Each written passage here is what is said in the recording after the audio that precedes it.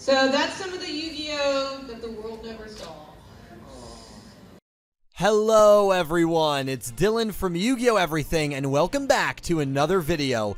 In today's video, we are going to be taking a look at the Lost Yugioh Zexal English dub, which was produced, a lot of people think by Funimation, but actually by a studio called Bang Studio out of California from 2011 to 2012 that unfortunately never saw the light of day. I'm going to go into why that was the case, the pieces of this dub that we are aware of, and just break down the craziness that was the beginning days of the Yu-Gi-Oh! Zexal anime when it came to the English release. This was a video requested by 10th Emperor, an Egyptian god tier patron. Thank you so much, 10th, for your support and for the request. And without further ado, let's begin the mystery of the Lost Yugioh Zexal dub. I hope you guys enjoy.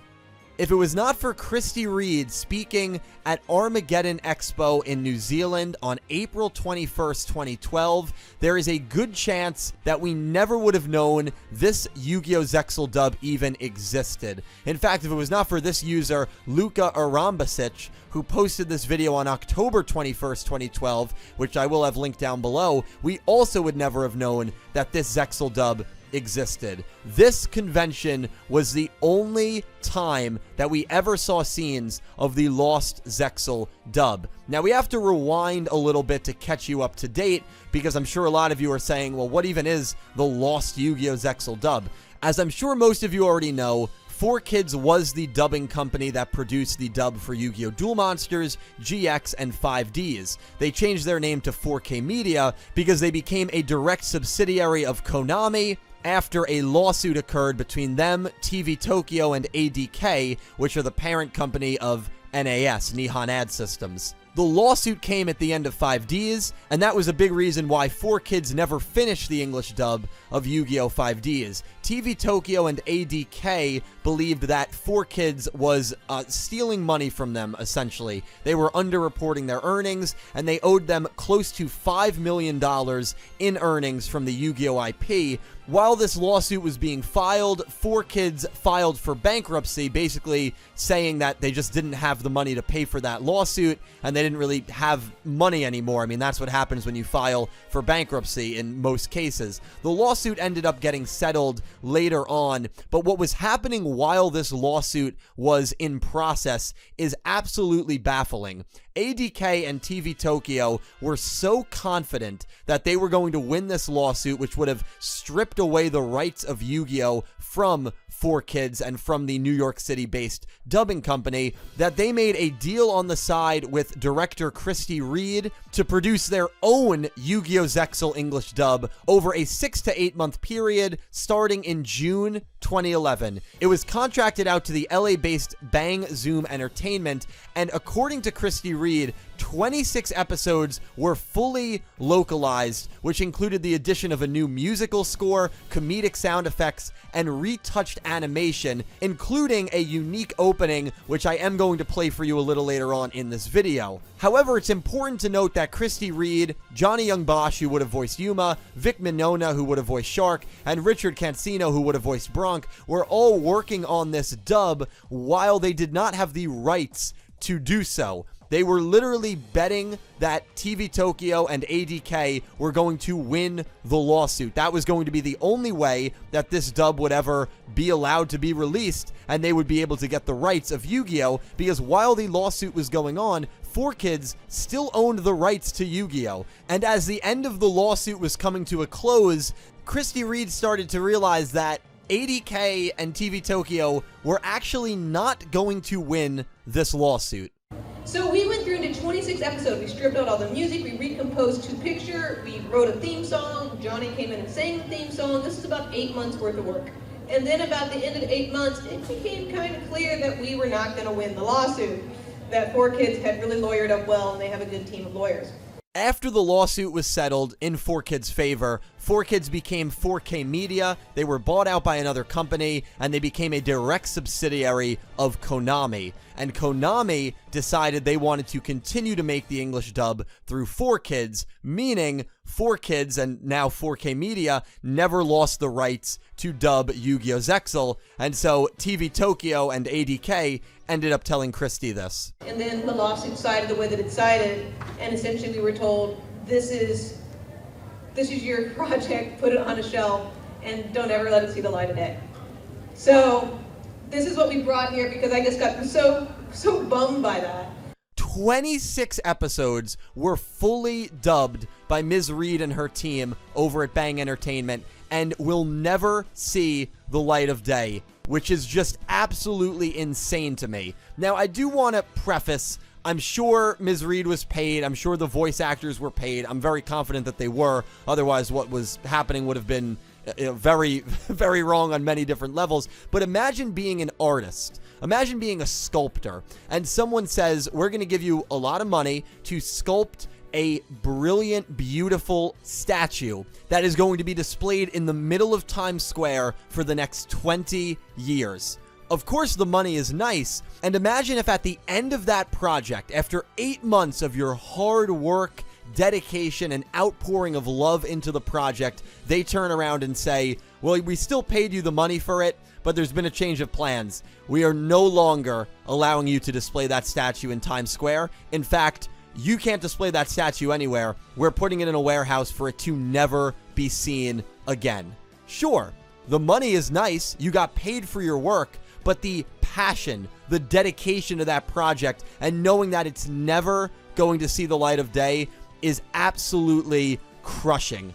And the more I analyze this, and I've watched Christy Reed's panel and the video that we have, which, by the way, is badly out of sync, but at least we have some sort of video on it. As I've analyzed and thought about this situation for quite a bit of time, I believe the entire fault lies on ADK and TV Tokyo. Now, I'm going to speak on ADK for a little bit. ADK is the parent company of NAS. It's hard for me to talk about them and that company and that side of Yu-Gi-Oh without getting a little biased and angry. I have never felt more personally harassed and attacked by a corporation like I have with NAS and ADK. If you're unfamiliar with this story, it was the summer of 2017. Yu-Gi-Oh! Everything was still in its infancy stages, but it was really starting to take off, and I was starting to get copyright strikes on my videos. NAS delivered 7 copyright strikes, 2 videos on my channel spread out over 20 days. Now, if you know anything about YouTube, a copyright strike is terrifying, and if you get 3, you are frozen out of your account and can't actually upload, and if you don't fight those claims, your entire YouTube channel gets terminated. And there's no one at Google or YouTube that you can get in contact with to help you, so you are literally stranded out on your own as this, in my case, giant corporation was clearly headhunting me and manually striking down videos every 3 or 4 days. It was absolutely wrong, and I don't view many companies in a negative light, but for what ADK and NAS put me through during that summer, I mean, I had to even upload Yu-Gi-Oh! Range reviews on my backup channel, Dylan from Anime, because I literally was locked out of Yu-Gi-Oh! Everything for almost 2 months.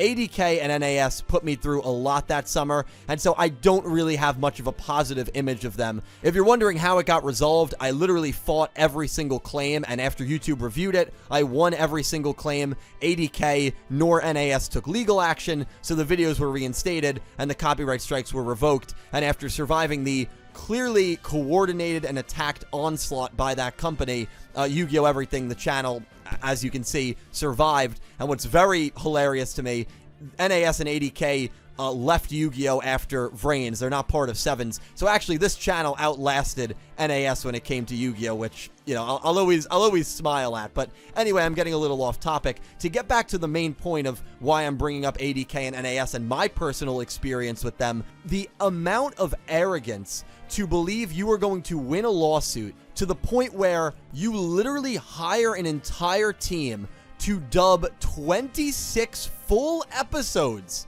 of an anime that you do not yet have the rights for.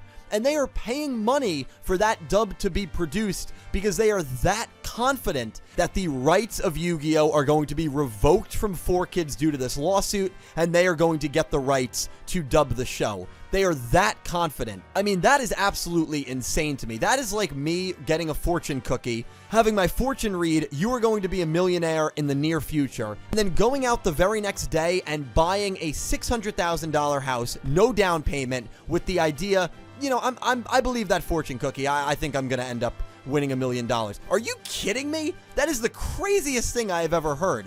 I mean, the logistics of this are absolutely insane. I completely understand why Christy Reed is so frustrated, to the point that on a Q&A panel that had nothing to do with Yu-Gi-Oh!, she literally showed this to the people that showed up at that panel because she just wanted someone. She just wanted someone to see the work that they did, and she wanted people to actually know and understand that, you know, I believe they got screwed over in this by ADK and NAS. I mean, yes, she, I'm sure, was aware that they did not actually have the rights yet, but if a company is willing to pay you money to make a product and they're saying, oh, we're definitely going to get the rights for it, it's hard to turn that down, right? Yu-Gi-Oh! Is such a big IP, it's hard to turn that down. But Christy Reed describes it better than I ever could.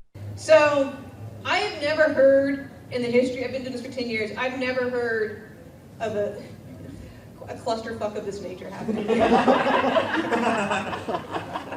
I know it happens with certain things, but this is one of those where I was like, wow, really? 26 episodes in. I've never heard of a cluster of this nature happening. I mean, it's just absolutely insane. And so there are 26 episodes of a Yu-Gi-Oh! Zexal Dub featuring Vic Mignogna, featuring Johnny Young Bosch, that we are never going to see. Now, there's 3 sides to every story. It's one of my favorite quotes. Person A's story, person B's story, and the truth. Christy Reed in this video, and again, I'll have it linked down below, does take some shots at 4Kids here, does take some shots at their dub, which, you know, I'm not really going to go into detail there. But I did reach out to someone at 4K Media who worked for 4Kids from the very beginning and still works for 4K Media. Actually, it's called Konami Cross Media at this point.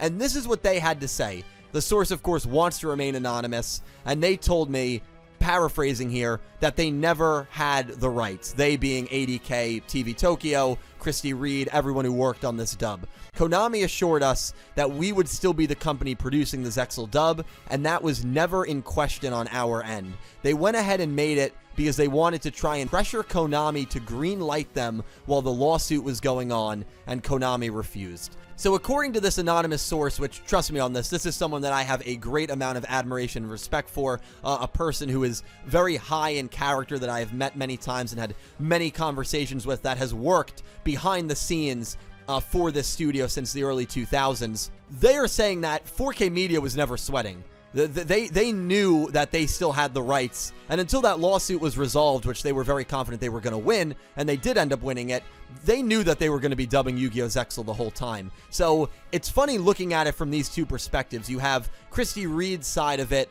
where they were very confident, more so the, you know, companies over in Japan, that they were going to strip the rights from 4K Media, and 4K Media's side of it, where they were never really stressing and always knew that they were going to be the ones dubbing Yu-Gi-Oh! Zexal. It's a complete cluster mess, and not a lot of people even know that this happened. This is something that I feel like is very, very much swept under the rug, and I always wanted to make a video to shine some light on it, so when 10th Emperor requested it, I was like, yeah, gotta do it. And that really is the mystery of the Yu-Gi-Oh! Zexal Lost Dub. Just know that there are 26 English dubbed episodes out there that we are never going to see. Now, I did promise you the opening. There is an opening for this version of the Yu-Gi-Oh! Zexal Dub, the Bang Entertainment version, that was actually sung by Johnny Young Bosch. I'm going to play it for you right now.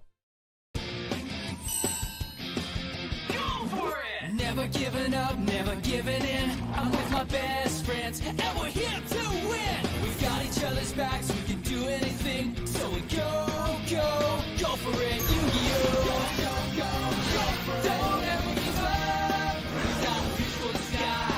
Go for it. Yu-Gi-Oh!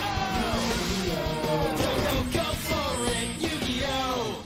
But on that note, that pretty much sums it up. Really a fascinating story that I feel like not a lot of people know about.